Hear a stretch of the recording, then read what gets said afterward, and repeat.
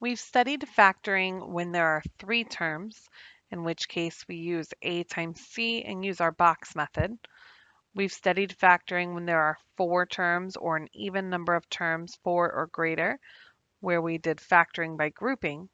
And now we're going to see what happens when there are two terms and both of those terms are perfect cubes. Now keep in mind that on the quiz and on the test, the directions will simply say solve by factoring. So you need to know when there are three terms, I'm using a times c and the box method. When there are four terms or an even number of terms, four or greater, I'm using factoring by grouping. And when there's two terms and both of them are perfect cubes, I'm using solving by sum or difference of cubes. Now, sum and difference of cubes, there's a formula that we're going to use for that.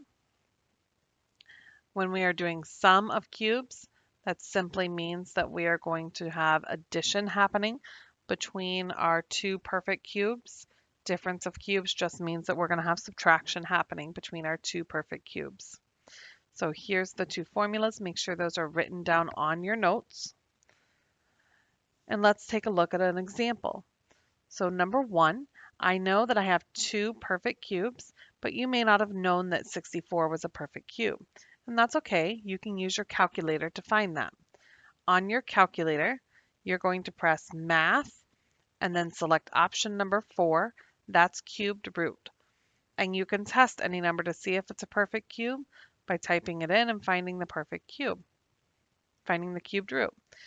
In this case, the cubed root of 64 is just 4. So once you've identified, yes, these are two perfect cubes, you need to decide, am I doing sum of two cubes or am I doing difference of two cubes? Since there's a subtraction sign between my two perfect cubes, I'm going to use difference of two cubes. And notice when I put it into my calculator, I did not enter negative 64. I entered positive 64. That's because the sign in the middle only serves to tell me to use difference of two cubes. You'll also notice that in the formula that I used for simplifying, I have a and b and a squared and b squared. I never used a cubed or b cubed in my formula. So I need to actually figure out what is a and what is b. That's why we took the cubed root. A in this case would be the cubed root of x cubed, or just x, and b would be the cubed root of 64, which in this case is just 4. Then we can plug it in to our formula over here. So a minus b would be x minus 4. A squared would indicate x squared plus a times b, so x times 4 or 4x. And then b squared, which is 16. And we're setting that equal to 0 because it's asking us to solve it. And you've been taught to factor everything completely before you set each factor equal to 0 and solve. However, when you look at this, your first instinct is three terms. I should use the AC and then box method. But I want you to recognize that this is what we call prime. It's a polynomial that cannot be factored. And when we have a prime polynomial like this, we have to solve it using another way. And the way that we would use, we learned in chapter 4, quadratic formula or completing the square. It's your choice which one you want to use. I would suggest quadratic formula because it tends to be quicker. But we're going to set x minus 4 equal to 0, and then we're going to set this x squared plus 4x plus 16 equal to 0 so that I can use quadratic formula on it. For this one, all we need to do is add 4 to both sides. And I get that x is equal to 4. That's one of my 3 needed solutions. And for this one, we're going to label A, B, and C. A is 1, B is 4, and C is 16.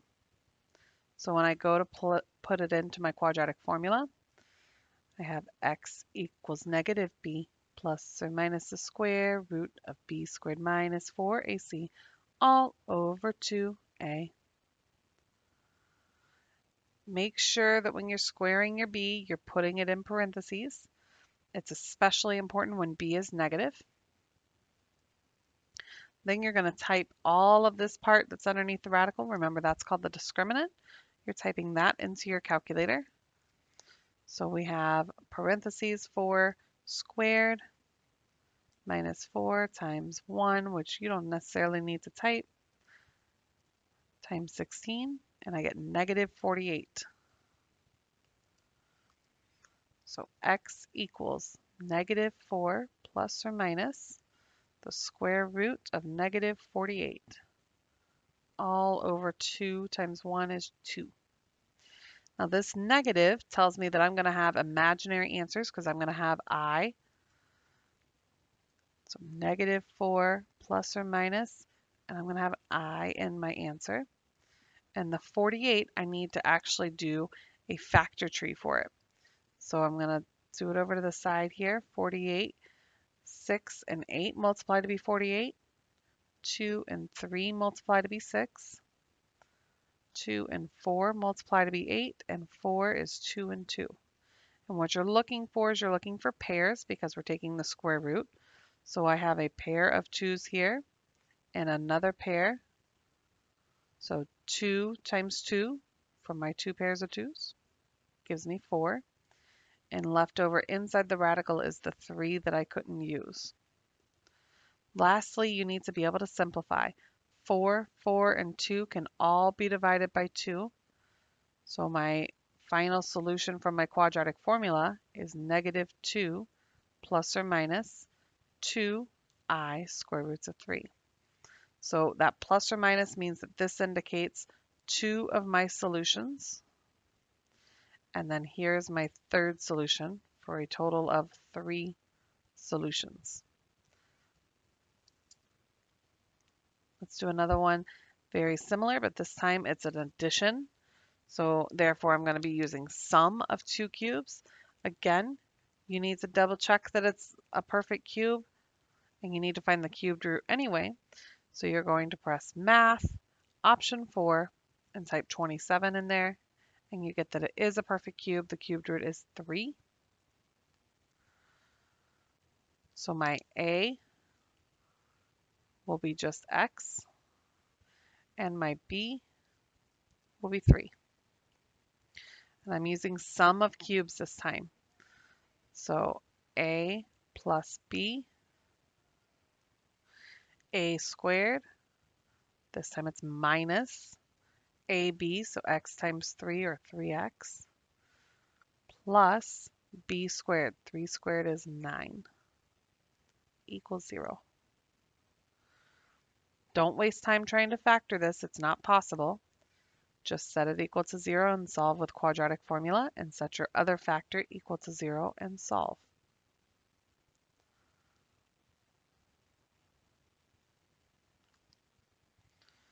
So to solve my other factor, I'll subtract 3 from both sides. And this one I'll need to label A, B, and C. A is 1, B is negative 3, C is 9. We have x equals negative b plus or minus the square root of b squared minus 4ac all over 2a.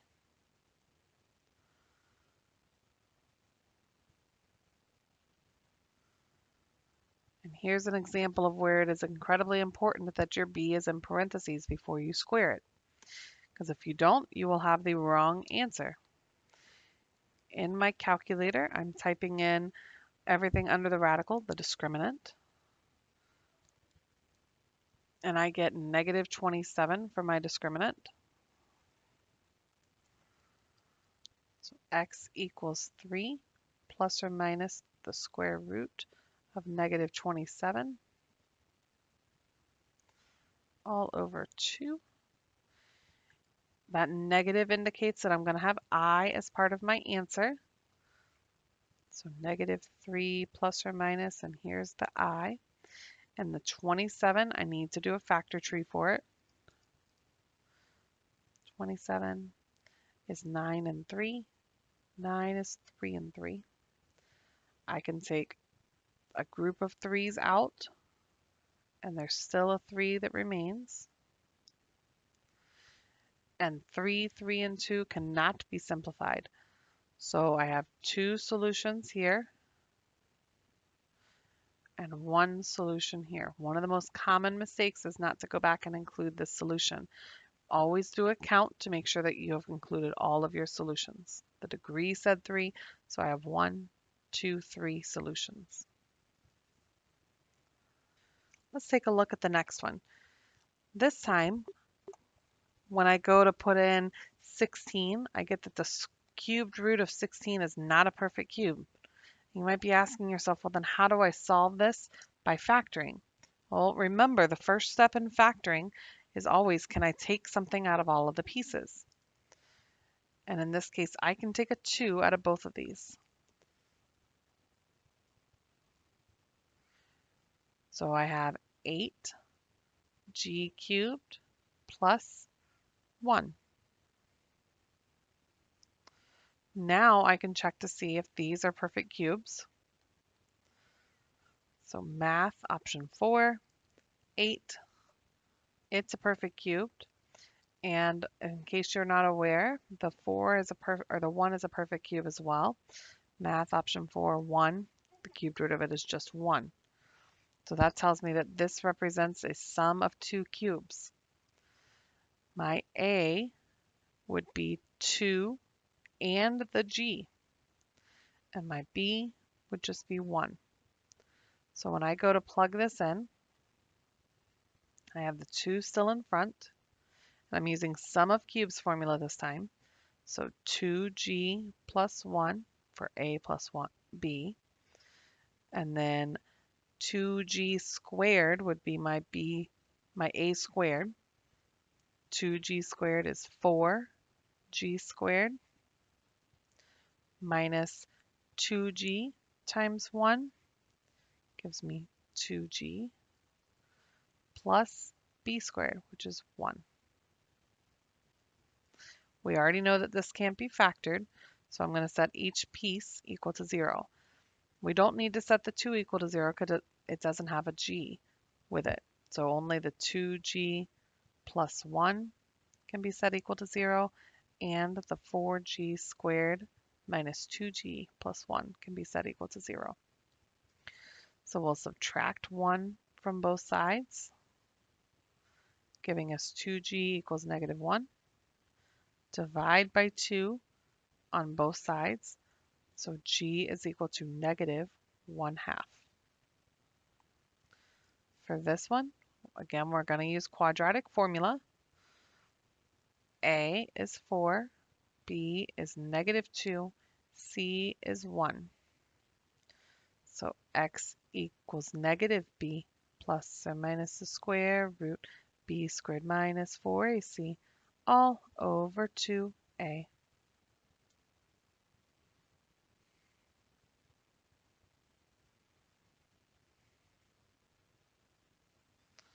So I'm going to type my discriminant into my calculator.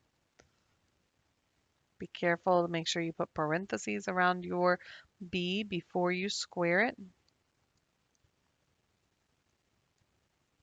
And when I type my discriminant into my calculator, I get negative 12.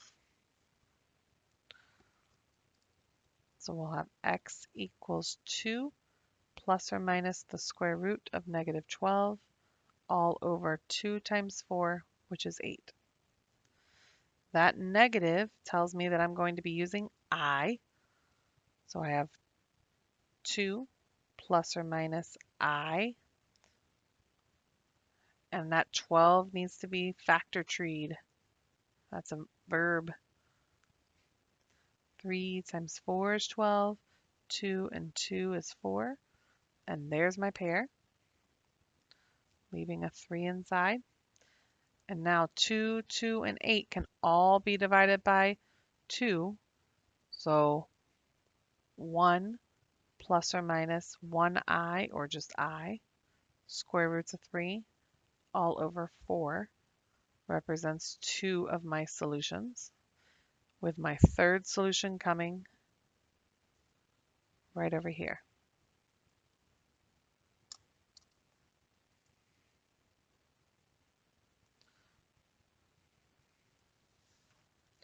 Number 4, which we have 8 and 125, are the numbers that I need to check in my calculator. I've already checked 8. I did it in the previous problem. So we have math, option 4, 125. And I get that it is a perfect cube. So I can label A and B. A would be the cubed root of 8c cubed. Cubed root of 8 is 2. Cubed root of c cubed is c. And b would be the cubed root of 125, which we just saw was 5. I'm using difference of 2 cubes because there's a minus sign in between. So I have a minus b. So 2c minus 5.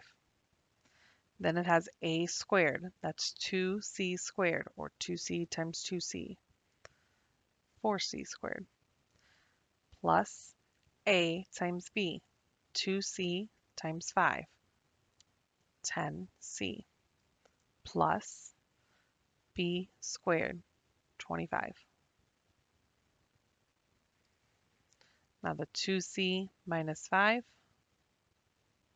can be set equal to 0, and the 4c squared plus 10c plus 25 can also be set equal to 0. This can be solved easily by adding 5 to both sides, giving me 2c equals 5. Divide by 2 on both sides, and c is equal to 5 halves. This one, we need to label a, b, and c for our quadratic formula. A is 4, b is 10, c is 25. X equals negative b plus or minus the square root of b squared minus 4ac all over 2a.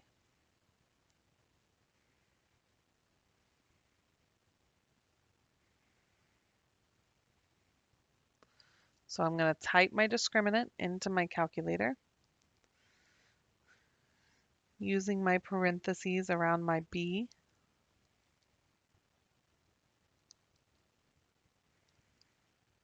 And I get from my discriminant negative 300. So x equals negative 10 plus or minus the square root of negative 300 all over 2 times 4, which is 8. That negative indicates to me I've got I in my answer. So negative 10 plus or minus I, and I need to use a factor tree for my 300. 300, that's 3 and 100. We can use 10 and 10, 2 and 5, 2 and 5. So there's a pair of 2's and a pair of 5's. 2 times 5 is 10. The only thing left over is the square root of 3. 10, 10, and 8. We check those to see if we can reduce. They can all be divided by 2. So I have negative 5 plus or minus 5i square roots of 3 all over 4. So 2 of my solutions are here, and there's my third solution.